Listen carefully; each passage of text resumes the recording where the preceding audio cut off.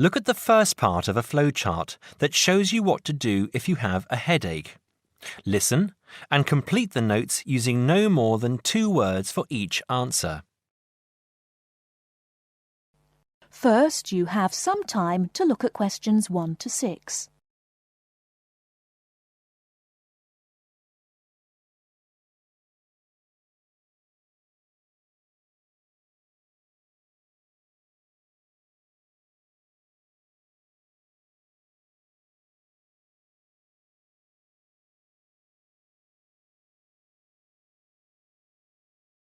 There are various different reasons why you may have a headache. Some of them are not serious and can be treated easily, perhaps by simply taking a pain-killing tablet, like an aspirin. Some headaches, however, may be a symptom of something far more serious, and you should get immediate advice. First of all, ask yourself if you think you have other symptoms that suggest you have a cold. Do you have a fever, a runny nose, a cough, or a sore throat? Have you been sick at all? If you have, then you probably have a bad cold or the flu, and the headache is just one of the symptoms.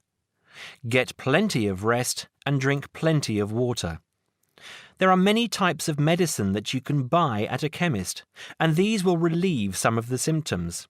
Remember, though, medicine will not actually cure the condition, and you might prefer to just drink hot water with some lemon and honey, and take a couple of aspirin. Now, if you don't think you have a cold, you must ask yourself how bad the headache is. If the headache is really bad and you have a stiff neck, there may be a bigger problem. If you feel that normal light is hurting your eyes, it may also be cause for concern. Meningitis is a serious condition. It is caused by an infection of blood around your brain and spinal cord. The condition can seriously affect your brain if not treated immediately. You must see your doctor or go immediately to the nearest hospital. If you do not show these symptoms, you may still have something that needs treatment quickly. You may have an injury of some kind, and you must try to remember if you have hit your head at all in the last few days. If you have, you may be suffering from concussion. Concussion occurs after an injury to the head, when blood pushes against the brain. It is very serious, and you must make sure that you get treatment immediately. Now, if you don't remember any recent injury, you must ask yourself if you feel... Before you hear the rest of the conversation, you have some time to look at questions 7 to 10.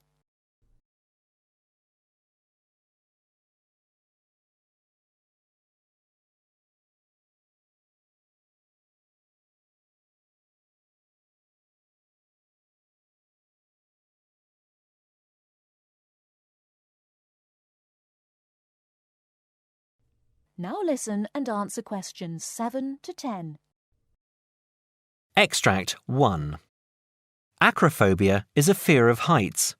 A lot of people confuse it with vertigo, which is a normal feeling that people get in a very high place. Acrophobia is a phobia and can be very dangerous. The person who suffers may panic and want to escape the situation. The quickest way to escape is to jump. People who suffer from acrophobia will avoid being at the top of tall buildings and will not like going up long staircases. It may be a phobia that is a result of past experience.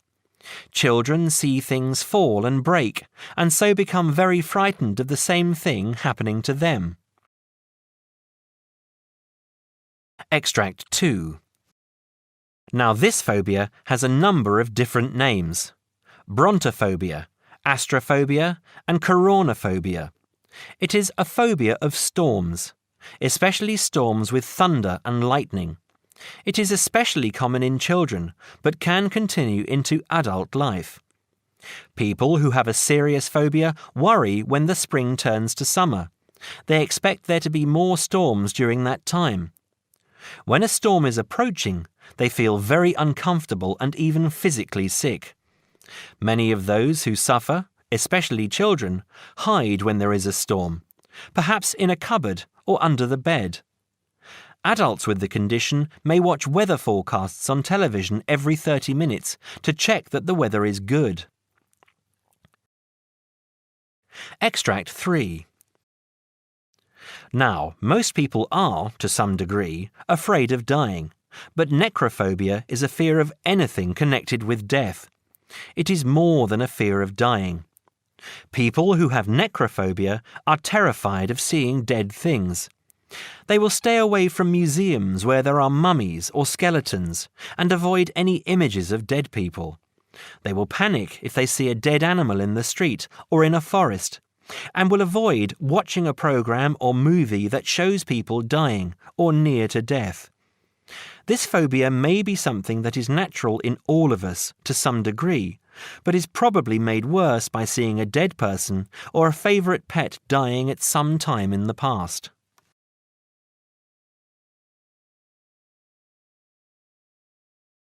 That is the end of part 1. You now have half a minute to check your answers.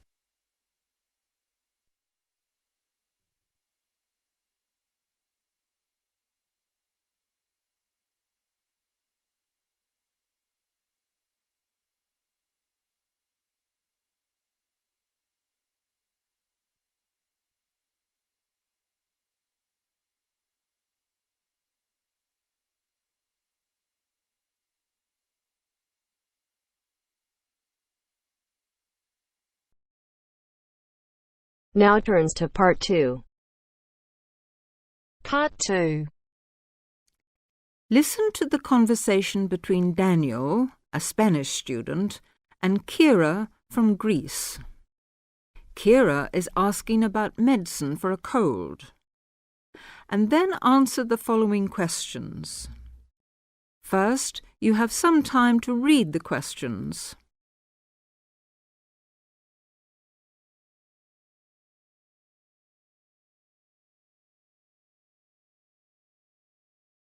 Now, listen to the conversation. Hello, Daniel. How are you? Not so bad, thanks. What about you? To tell the truth, I've got a terrible cold. Oh, sorry to hear that. Poor you. Maybe it's the change in the weather, or maybe you've been working too hard lately. Well, it must be the weather. Bless you. Have you taken any medicine? No, I haven't. Can you recommend anything? Now, let me see. I got some tablets a couple of months ago when I had a cold.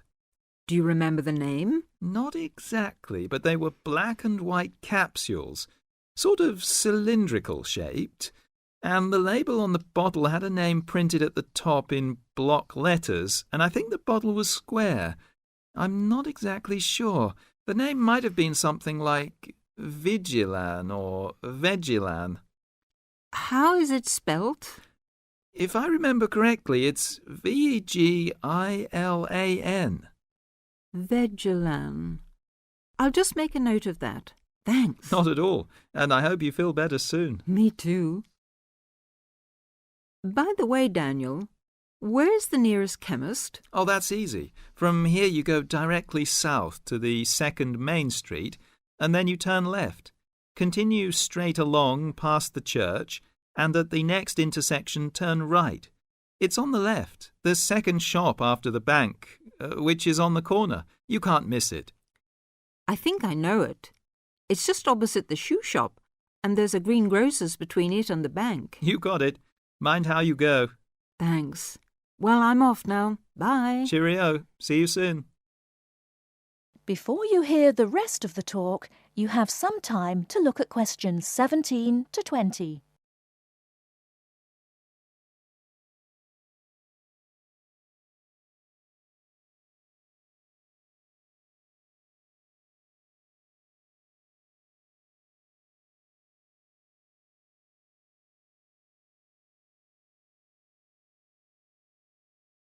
Now listen and answer questions 17 to 20.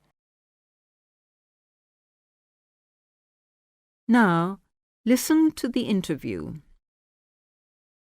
Good afternoon, Mr. Brown. Do sit down. Now, tell me, what made you apply for this job? Well, I've been wanting to improve my position for some time, and it seemed to me that the job you advertised would give me an opportunity to learn more about marketing and sales techniques in general. Where are you working at present, Mr. Brown?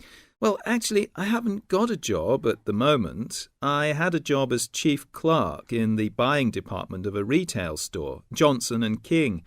I expect you've heard of them. But to tell the truth, I didn't quite hit it off with the sales manager. Oh, why was that, Mr. Brown? Well, he was rather old-fashioned in his methods, and the sales policy of the firm seemed to me too slow.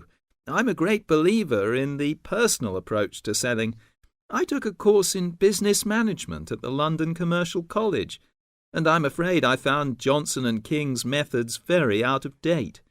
They first opened in 1880, you know, and I don't think they've changed their ideas since then. Really?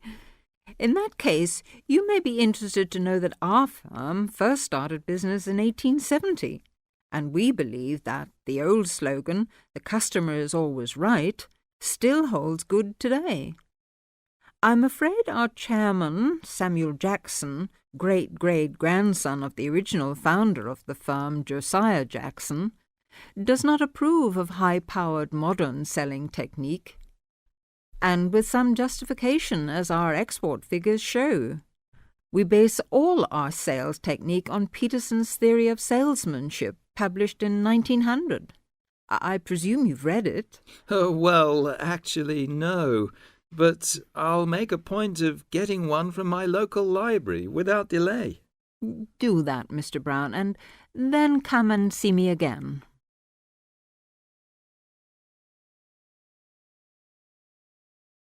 That is the end of part 2. You now have half a minute to check your answers.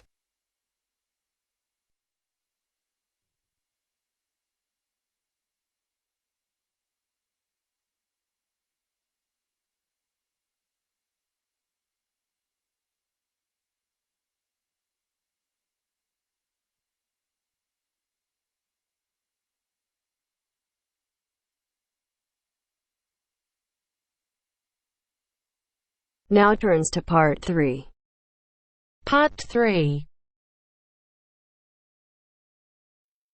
You will hear a telephone conversation between two people about a flat. First, you have some time to look at questions 21 to 26.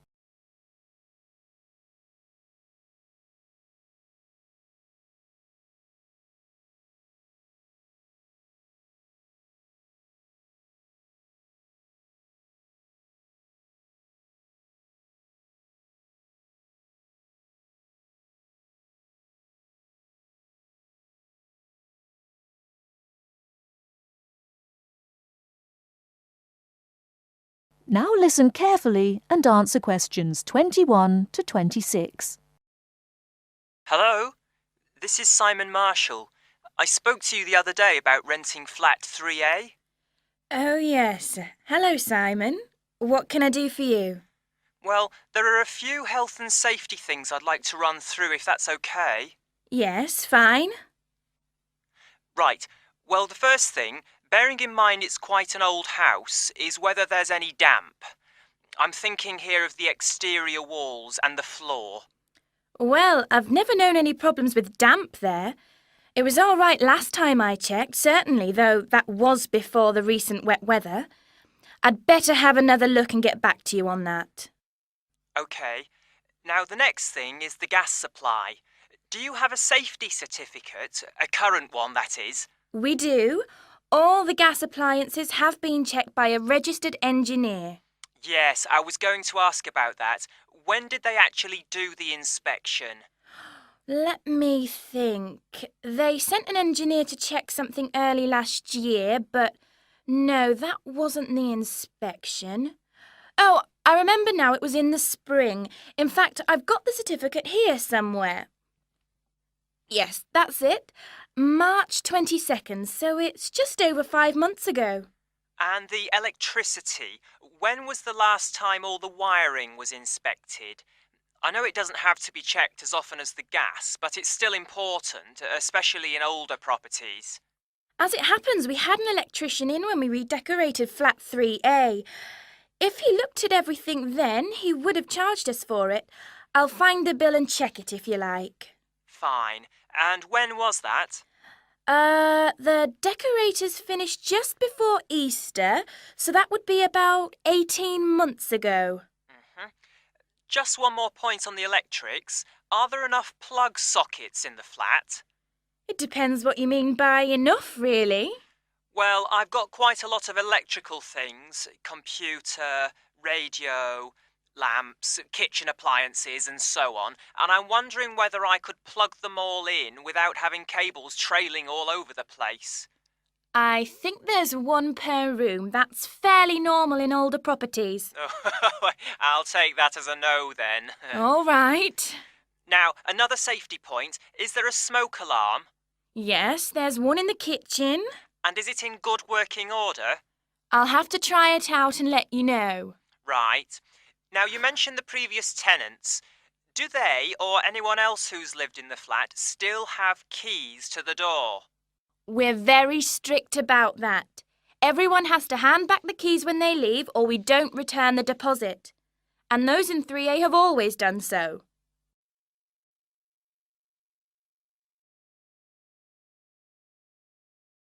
Before you hear the rest of the talk, you have some time to look at questions 27 to 30.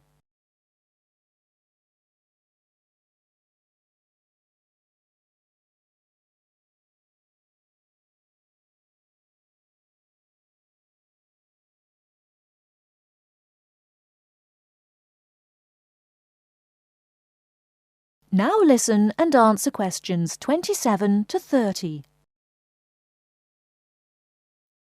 OK. Now, there are a few other practical details. Firstly, you mentioned a room where people can leave things like suitcases and bags and things. Where exactly is that? Is it next to 3A, which I take it is on the 3rd floor? Well, the apartment's on the 3rd, yes. But the storeroom's a little way away, just past the 2nd door to the right. Under the stairs, in fact. But it's on the same floor, isn't it? Yes, it is. Fine. Now, another thing I wanted to check is that there's hot water in the apartment. Oh, yes. It runs off the central heating. That was installed back in the 70s, I think, so there's a permanent supply. But is it really hot? Not just warm or lukewarm? I suppose it depends what you mean by hot. But it's at a constant 60 degrees. Oh, that sounds fine. Yes, it used to be set at 55, but last year the tenants asked us to increase it, so we did. Oh, I'm glad about that. OK, now can you tell me a bit about the yard and the garden? How big are they? Well, the yard at the side of the house is about 20 square metres. Oh, so there's room for my motorbike then? Actually, it's only a 50cc moped, but I like to keep it off the road at night. Yes, there's more than enough space there, even with all the wheelie bins. And the garden? That's much bigger, about 150 square metres. Who looks after it, by the way? Old Mr. Collins. He's almost 90, but he's out there every day. And the last point, the TV. What size screen is it? It's 70 centimetres wide, I think. No, sorry, that was the old one. This one's 80. You can get 90-odd channels on it, so I'm told. Really? So there's a satellite dish on the roof, is there? No, it's cable TV here. It doesn't cost much between everyone, though. That's very interesting. OK, thanks for your help. I'll be in touch again soon. Thank you. Bye for now. Bye. That is the end of part 3. You now have half a minute to check your answers.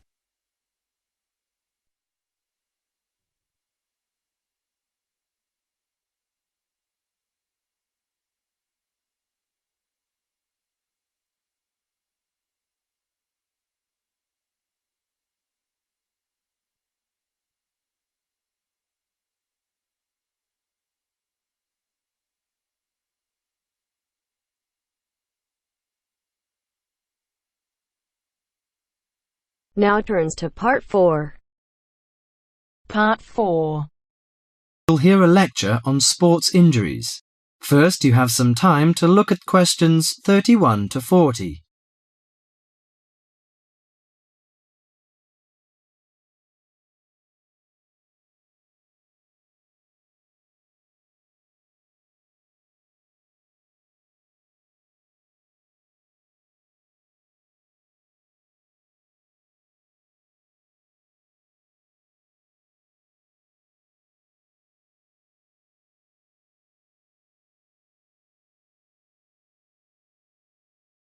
Now listen to the lecture carefully and answer questions 31 to 40. Morning everyone, and welcome to our regular lecture on health issues. This series of lectures is organised by the Students' Union. It's a great pleasure for me to welcome Mr. David Greenbaum, a physician in sports medicine, to come along and talk to us today. Thank you. You may doubt what good sports medicine can do to non-athletes like you college students. According to public assumptions, sports medicine doctors deal only with sporting injuries. But actually, we treat general joint problems experienced by average people more than treating people who hurt themselves by playing sports. So, whether you're an athlete or not, a sports medicine physician can help you start off every day on the right foot.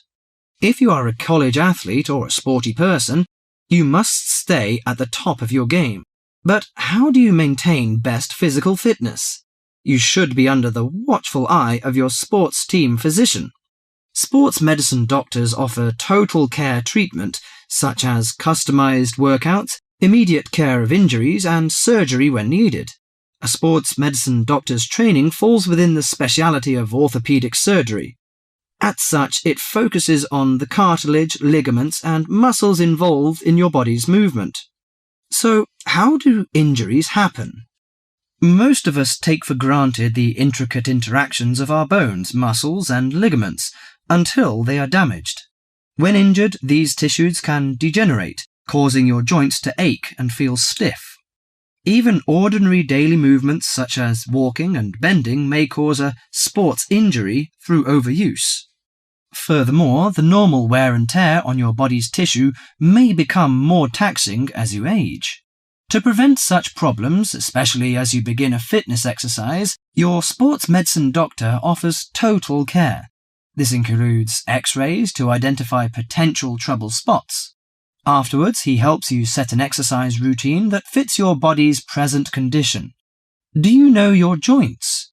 Your body's most complex structural feature is its joints.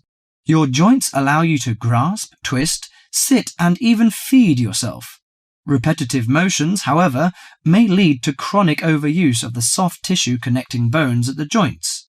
This overuse can result in injuries such as tennis elbow or even carpal tunnel syndrome. A more severe type of injury occurs when you lose your balance, thereby putting a joint under abnormal stress. Worse still, you could suffer a bone fracture. When a traumatic injury happens, effective medical care is crucial. Improper treatment of any joint injury can cause permanent loss of flexibility and reoccurring joint pain. As quickly as possible, the doctor applies ice packs to your injury. Ice deters swelling and inflammation, so you feel less pain. After keeping it iced for the first 48 hours after injury, the doctor begins therapeutic exercise of your wounded joint. Recently, a new treatment for degenerating joints has been developed, which is a product called orthokin. The treatment involves combining healing proteins with a sample of the patient's own blood. The injured joint then receives an injection of the mixture. This new technology stimulates our own white blood cells to produce large quantities of protective protein. Our cells make this protein naturally, but not in sufficient amounts to protect the damaged cartilage in our joints. It also has the advantage of convenience and lack of side effects. Here are some suggestions on how to prevent sports injuries. Use appropriate protective equipment. Maintain proper lighting in the training area. Have adequate rest. Avoid alcohol and drugs in order to prevent injuries. Follow a regular fitness training program to improve overall coordination and endurance. Better endurance will absorb pressure and prevent injury. Perform adequate warm-up exercises before training or performance. Avoid performing sports or work when you are sick.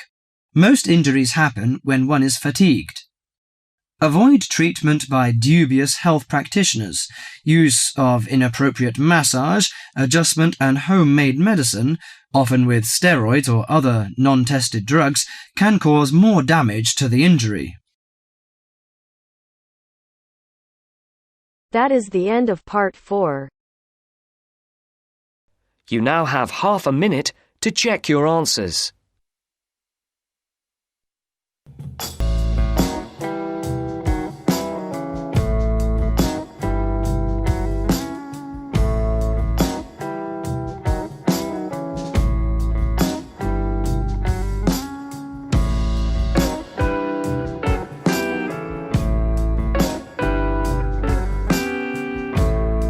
That is the end of the test. You now have 10 minutes to transfer your answers to your Ielts listening answer sheet.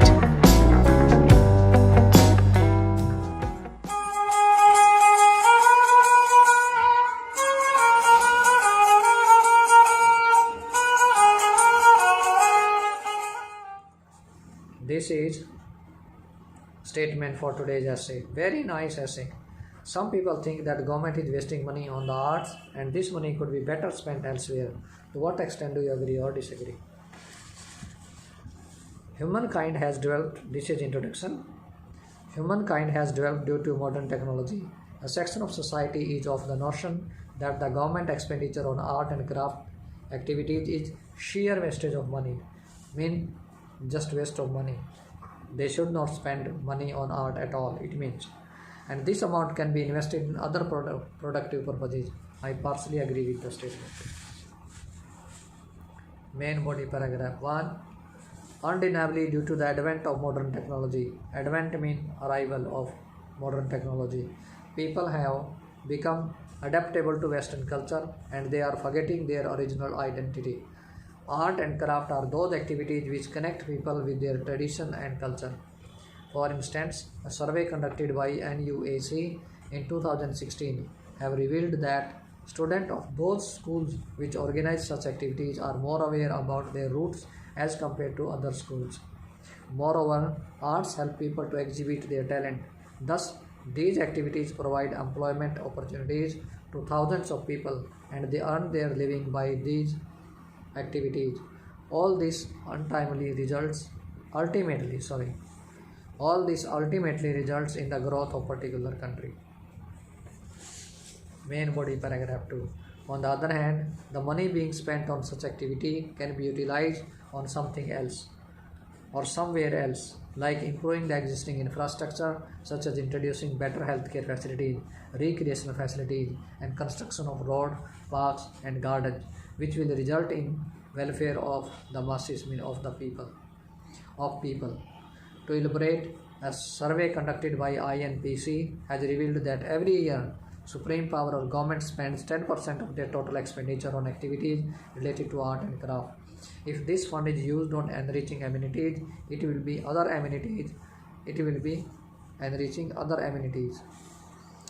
beneficial for the development of certain nation. This is the conclusion of my essay. In conclusion, I'd like to assert means to say firmly, that although there are several benefits if higher authority invests these funds in other places, yet I believe that preserving our tradition and culture is the need of the hour. It is very, very important.